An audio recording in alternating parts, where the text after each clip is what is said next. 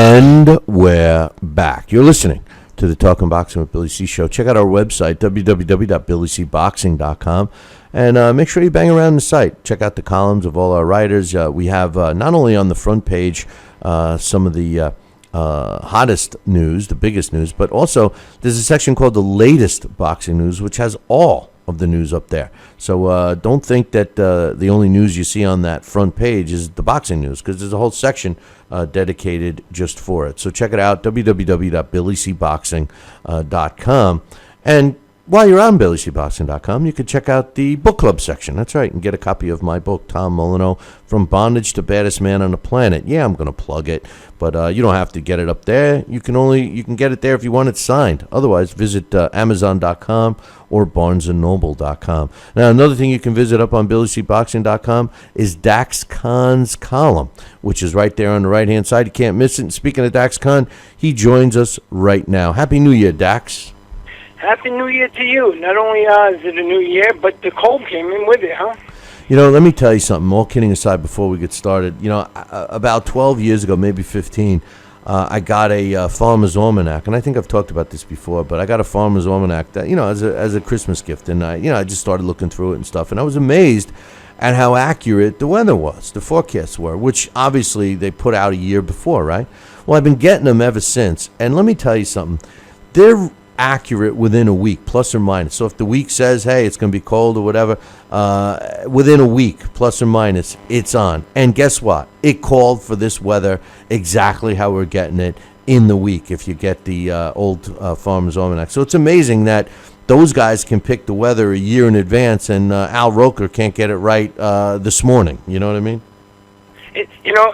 I used to always think that those things were just kind of wives' tale fables, where coincidentally years ago, growing up as a kid, grandfather, uncle say, oh, yeah, the Farmer's Almanac. And then about 5 or 6 years ago, exactly pretty much how you're saying, I would listen to everybody talk about, the Farmer's Almanac says next year the weather's going to be so-and-so, and it was always right. So I started actually looking at it myself, and as you stated, that's what it said this year. The weather's going to be exactly like this. It said it was going to be cold, and the winter was going to be long, even if it didn't start late. They come out in October, so I didn't get to read it for a little while, but it called for everything. The mild December, and then it said it's going to be cold, and above normal precipitation. So above normal precipitation and cold means a lot of snow. And like the weather guy was saying the other day on the local news here, he says, don't think winter's not over. He says, we're just starting. We got 3 solid months. So, and let me tell you another thing. That the Farmer's Almanac goes by trends. They pick their weather by trends of what has happened in the past, and it's pretty accurate. But anyway, enough of the weather talk. Let's get back to boxing. But I wanted to ask you a couple of questions. First and foremost, Manny Pacquiao against Timothy Bradley, numero tres. What do you think, man? I mean, we talked today, but I don't think we talked about that, did we? No, and actually, that was one of the topics that I was thinking about talking to you about today. This is,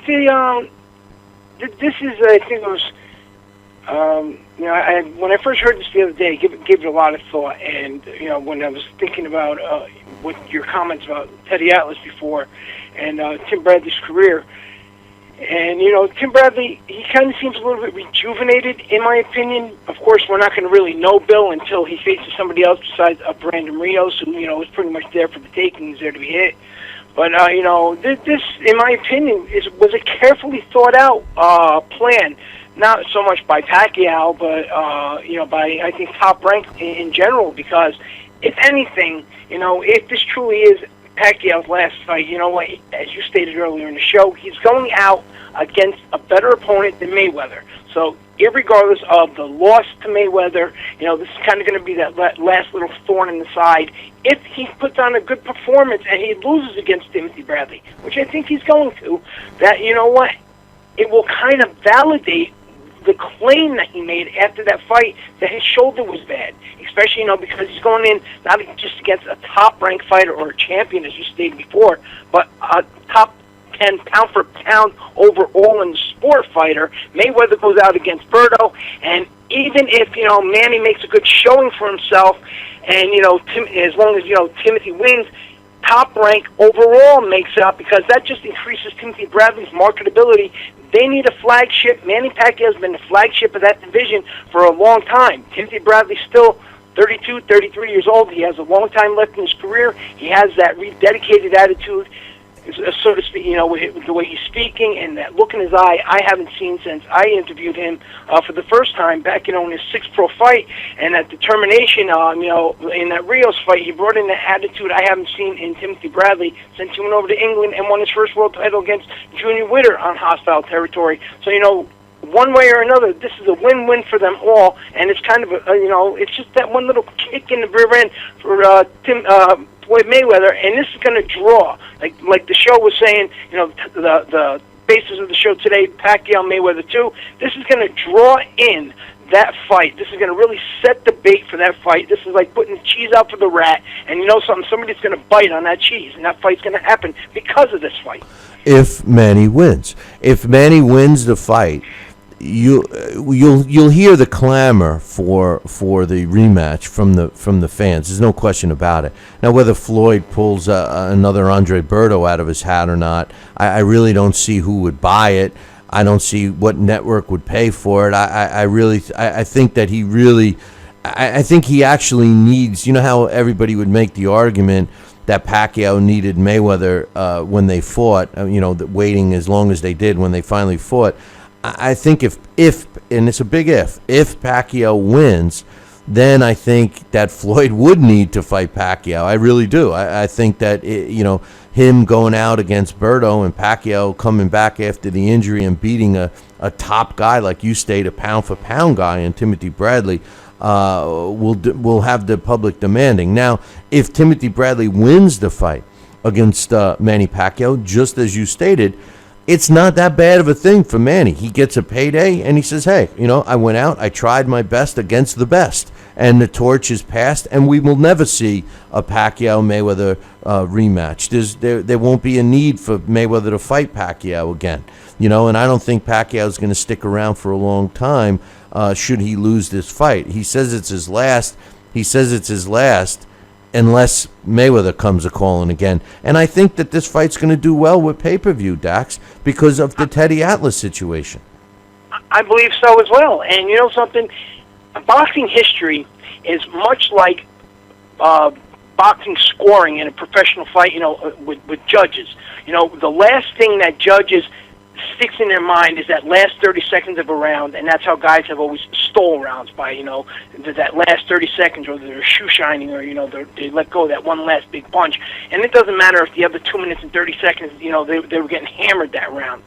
And the same thing when it goes to careers. It doesn't matter how great of a career a fighter has, it's those last 2, 3, or 4 fights that sticks into the minds of the fans, and that's what gets written down in the books, and that's what the articles that go on from generations to generations, and and that's how in the future, 10, 15, 20, 30, however many years later, and that's what the new eras and generations are going to read. And this situation right here with Mayweather and the Manny, my shoulder was hurt, and the fact that Floyd was getting the infusions in his house, and he gave Manny Pacquiao such a hard time. All Manny has to do is look good in this fight. Even if he doesn't win, as long as he puts on a good performance in this fight, it's totally going to erase that loss. It's going to erase those excuses, and Manny Pacquiao is going to leave the sport with the one up over Floyd Mayweather. And as history goes on past that, they're going to remember all the controversy, all the nonsense, and how horrible the fight was around there. They're not going to remember the Manny Pacquiao loss, and Manny Pacquiao is going to be remembered as the superior fighter.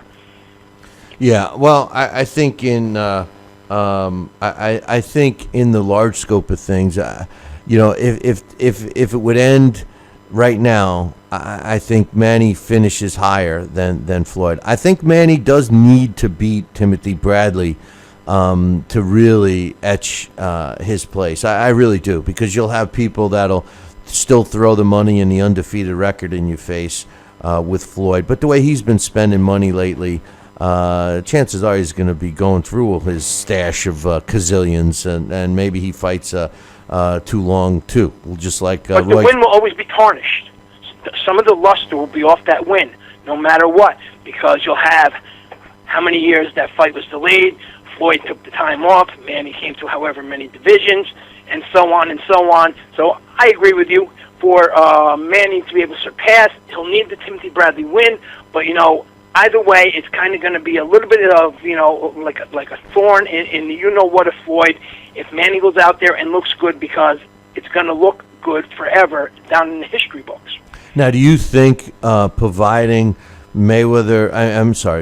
Pacquiao beats Bradley, do you think that there will be a Pacquiao-Mayweather 3, and will it take place this year?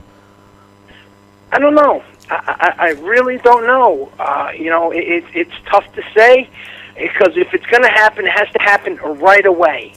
Floyd Mayweather is not somebody that does things right away, and if Manny Pacquiao looks dominant against Timothy Bradley, a fighter who Floyd Mayweather for some reason never really seemed like he had any interest in fighting. I'm not even going to allow the fact that Timothy Bradley is a top-ranked fighter to be brought into that scope on why that fight never happened. It was a plausible fight. Floyd was much bigger. Floyd has a more amateur experience. It would have proven that Floyd Mayweather, fought the very best. But Timothy Bradley's one of those guys that he's a lot more risk than he was reward, because he never was able to really draw in those fans and get the credit he deserved.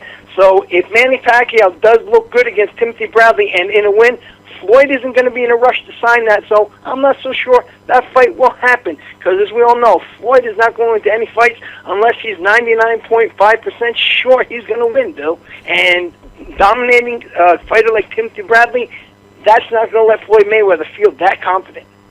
It's a shame. And anybody that, should Manny Pacquiao beat Timothy Bradley decisively, too, as long as there's not any controversy surrounding it, like a robbery decision or something, I really believe, and I have faith, that even the most diehard Floyd Mayweather fans will demand to see Pacquiao Mayweather. And if Mayweather doesn't fight him, I hope that they turn their back on Floyd and criticize him the way he should be criticized. Because, quite frankly, a guy that has gotten away. If Floyd walks away and never comes back, and he's 49-0, a lot of this stuff that we're talking about will be forgotten. And the thing that people will remember is the 49-0 record. But if he comes back and he picks another Andre Berto, I think it could be devastating for his overall legacy, in my opinion. I can't argue with that. I have to agree with you 100% on that fact all the way around. That's why this is a pivotal fight, and it's very interesting, for the overall, not only what could possibly be the second, or would probably end up the most lucrative fight of all time. It would surpass their first fight, but depending on how both guys are looked at in the future, in the history books, and what it could possibly do for Timothy Bradley. So there would be a lot on the line, and right now, all of a sudden, Timothy Bradley is in a spot where he hasn't really ever been before, where he should have been a long time ago. Timothy Bradley right now could be the game changer of the whole scenario. I think there's a lot of pressure on Timothy Bradley and Teddy Atlas, and quite frankly, the guys who seem to be in the driver's seat right now is Top Rank. If you take a look at that situation, they got, their two top fighters fighting each other, and then they got a slew of young fighters all ready to take the next step as well. So I think they're in good shape despite the success. They have Terrence Crawford. Right, I know, and despite the success of the PBC, I think they're in good shape. I really do. Which brings me to a question about the heavyweight division. I know. One of the things that you were mentioning today was, we got a new heavyweight king in Tyson Fury, beating Vladimir Klitschko in a fight. We all know that the rematch, the rematch clause is being exercised by Vladimir Klitschko, and it brings up a lot of questions, at least for me, because I know you're a big fan of Klitschko and of course Lennox Lewis, and I've never been a big fan of Lennox, but I believe that Lennox has changed the complexion of the heavyweight division. He made the heavyweights of today be recognized as big men, 6'4" and bigger, 6'5", 250 pounds, muscle, athleticism, all that stuff. And Vladimir Klitschko obviously possessed that too. But what he didn't possess is excitement. And he dominated the heavyweight division for almost a decade, arguably never losing a round. And then he loses this fight against Tyson Fury. And as much as I like Tyson Fury, I mean, Tyson Fury is no, killer in there. He fought a smart fight. Does that make people look now at Vladimir Klitschko as possibly being overrated? Are they going to start singing there was no heavyweights to fight him? Are they going to chalk it up as he finally aged? I mean, what do you think happens to Vladimir Klitschko right now from a legacy point of view? That happens to anybody, no matter who the fighter is. They're always going to, find a reason why. Going back to, one of your favorites, Rocky Marciano. Yeah, sure. Who did he fight at that point in time? Everybody he fought was past it. Their best days were behind them, and so on and so on. Somebody like Klitschko, you bring up some very valid points. There was nobody for him to fight. And he loses to this guy here. He was very boring. He was very safety first. Then on the other hand, when you look at Vladimir Klitschko, the fact that he was so dominant, as time goes on, just like history can look harshly upon, a fighter's legacy, it can also look very fondly upon a fighter's legacy. Lennox Lewis is a prime example. Lennox Lewis, when during his time as champion, a lot of people were very critical of him. The people that are critical against Lennox Lewis now, the only thing they really have to criticize Lennox Lewis on is the fact he had 2 KO losses. Nobody ever brings in why those 2 KO losses happened. That, Lennox Lewis had this habit of getting cocky and arrogant at times, and in both those fights, he came in undertrained, he came in cocky, he came in arrogant, and he got knocked out. He paid for it. It happens in that big man division, and look how he came back and redeemed himself.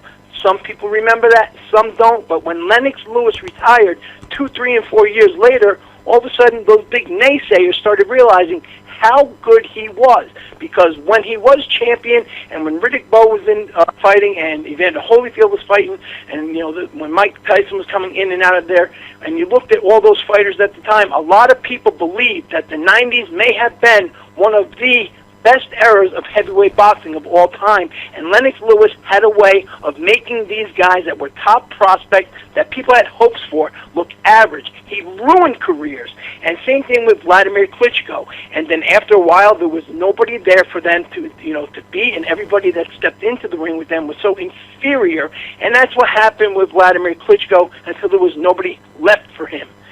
As for Tyson Fury, in my opinion, big things are going to happen with Tyson Fury. He's not going to be a dominant champion, though. But I think Tyson Fury is going to be a champion who helps make history. And I believe that Tyson Fury is going to fight one of these domestic fighters. He's going to have 1 or 2 fights against a fighter that people really don't know too much about, that has a good resume on paper. They haven't beaten anyone of note. And then eventually what's going to happen is he's going to fight somebody like Anthony Joshua, or even better, Dare to Dream. Those Furies, they do a lot of stuff that's kind of outrageous that you would never suspect.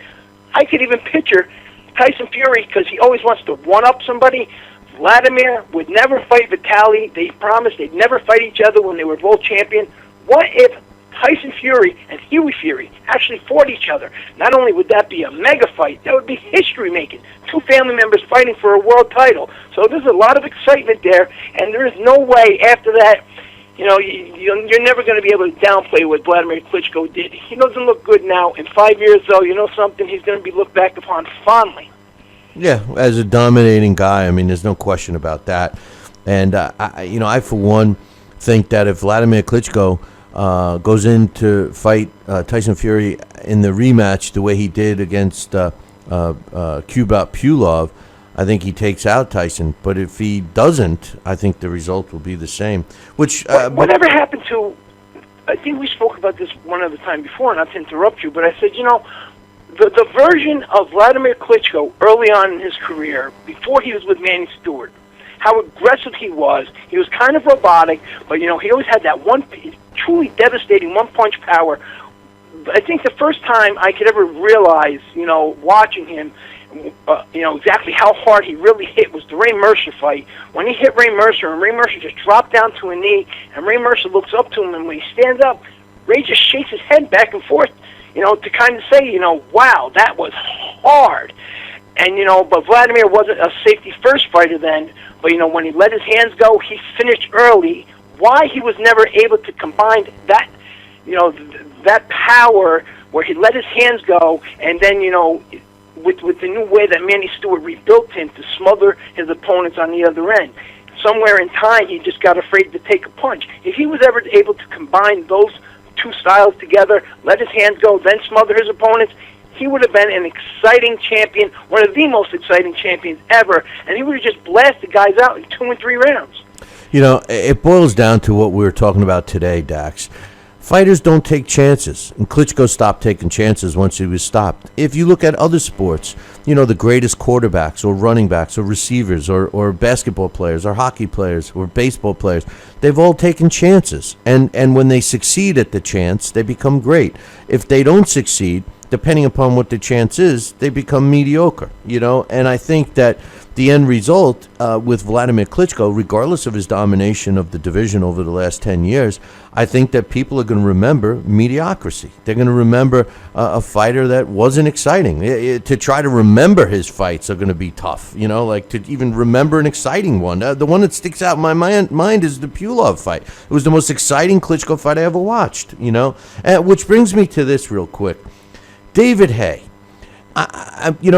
David Haye irritates the hell out of me as a fighter. And the reason why is because this is a guy that feels like he's just like a big version of Floyd Mayweather. Obviously not the success of Floyd money-wise and stuff, but he believes that he's, relative. He should be the guy that's relevant to the heavyweight division. Everybody's got to come through him and everything. And proof of the pudding is he's going to be fighting in 2 weeks. He's fighting against basically a cruiserweight, although David Haye was a cruiserweight. And then he's going to immediately, after he beats Demore, he's going to immediately demand a world title shot. And fans are actually going to follow behind him and support it. What's your thoughts on that? How can a guy like Haye, how can the sport of boxing let a guy like David Haye stay out of the ring for a year or two and then come right back in, right at the top, pass go, collect the $200 and fight a world title fight? How can it happen? It's not going to happen. He may ask for it, he may want it, but it's not going to happen. Something, and that's one good thing about Tyson Fury being in the driver's seat, and I don't blame Tyson Fury one bit. They were supposed to fight several times. David Haye always found an excuse not to. So, now I think, Tyson Fury is going to relish in the fact that every time he trained and he got ready, David Haye found a reason to back out of those fights. Now he's going to do that to David Haye, and he's going to let David Haye know how it feels, and he's going to, kind of humble David Haye. And you're 100% correct. How are you going to come back after all this time and you're not going to, fight a top guy and demand something? David Haye is always going to be known for a guy who could have done something, but he was an underachiever. He liked to dance around opponents and the toughest challenges more than actually go at them. His probably most memorable performance would be against Nikolai Valuev, but that's only because of how big Valuev is, and that's why people are going to remember that. And something about Vladimir Klitschko that you talk about, we were just discussing, is kind of, he called Vladimir out. He chased him around the world and did all these things to it, and that's always something that's going to be remembered on David Haye, because look what happened in the fight. And, that joke, the Tollgate joke is never going to go away. He's already embarrassed himself. So right now, David Haye's more of a side act. Either like a circus sideshow act than anything relevant. I don't care who he fights next. And David Haye, with this new breed of fighters that have come in, not only here but over there, and this new era that's coming up, David Haye's stock has really dropped because the division's getting better. David Haye's getting older, and a lot of these guys are a lot more athletic. They're bigger than him. They're stronger than him. So David Haye, in my opinion, is just another one of those guys looking for one last little grasp at, a little bit of time in the spotlight, and he's not going to get it. Well, check this out. I agree with you about Fury. Tyson Fury said he'll never give him a shot. But look, he's got Shagayev. Shigayev's a world title holder. He could get him. He's got Ortiz. Ortiz is a title holder. Maybe he fights him. He's got the winner of Glasgow, Martin. He could fight them. I mean, there are other, Deontay Wilder. He's got options. That's the sad part of it. The sad part is the guy's got options. And it bothers me because I agree with everything you say. But one last thing. You've been saying and we're almost out of time, but you've been saying for several weeks now, as a matter of fact, ever since the Pacquiao Mayweather card, that Roman Gonzalez has pretty much taken over, being considered the number one pound for pound fighter in the sport. And although I think that he's an extremely talented fighter and exciting to watch and everything, how do you justify that? I mean, do you really believe that he is that guy? I mean, that he is the number one pound for pound, and why? Without question in my mind, Bill. Hold on, excuse me a second. Trying to hold that back. Without question in my mind, Roman Gonzalez is the absolute number one pound for pound fighter in the sport. Not only do I believe that Roman Gonzalez is the pound for pound fighter and the best fighter in the sport of boxing, but you know something? Every little bit that the fans get to see Roman Gonzalez on television, they want more of him. This is a 3-division world champion, minimum light flyweight. Of course, there's not a lot of poundage between some of those divisions. And also, the other thing in those divisions is, Bill, there is no easy fight in those divisions. If you sit there and you break down the junior flyweight, the flyweight, super flyweight divisions, and because those divisions are so close together and those guys can all, they bounce back and forth because it's easy for them to make those weights and not drain themselves. If you take the top 5 in the junior flyweight, and super flyweight division, and their resume is a combined 372, 39-7 with 188 knockouts. And, just take any other division in the sport, the top 5 guys in there, you're not going to find anybody with a resume that good, and these guys continuously fight, nothing but the best because they have no choice but to fight the best. Their fights are not boring. I don't think the fans, and I was speaking about this with somebody a couple weeks ago, when I asked them, I said, why do you think these divisions, don't take off like they're supposed to? He says, I don't think the average fan today can actually keep up with the action that goes on there. I don't think they can, their mind is able to cope with the speed and the skill and the power that goes on, with these guys. They can't fathom how these little guys are doing so much. This is a 28-year-old kid. He's 44-0 with 38 wins by stoppage. He's got an 86% KO ratio, only behind Triple G. He has the Alexis Arguello type personality. After the fights, he shows concern for his opponents, and every time we see him, he gets better. He hasn't reached his peak yet. And you spoke earlier about those cards that took place in Japan last week, and those guys are all prospective opponents for Roman Gonzalez in the future. And the more he gains a demand on American television or even television in the UK, they're going to have to start bringing these other fighters in there because these promoters and these networks are going to are going to have to provide the fans with what they want. Everybody's talking about Chocolito. If they mention Chocolito one more time, the sport would have diabetes.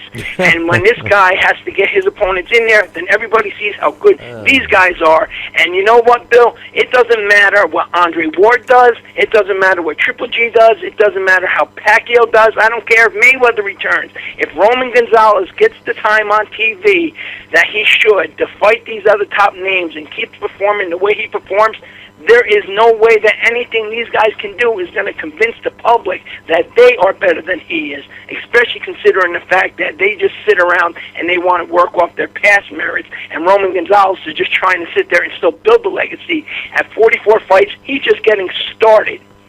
Great line. If they mention Chocolito anymore, the sport will have Think about it. Everybody's Chocolito. No, you're right. How often do you hear it? It's a great line, man. That might be your best yet. So I love it. But Dax, great insight. I appreciate it, and we'll be talking to you later in the week, my man. All right, talk to you later in the week. Everybody have a good night. Stay warm. My man Dax comes up with a great line, man. Check out his column up on BillyCBoxing.com. I'll be back in 2. If you want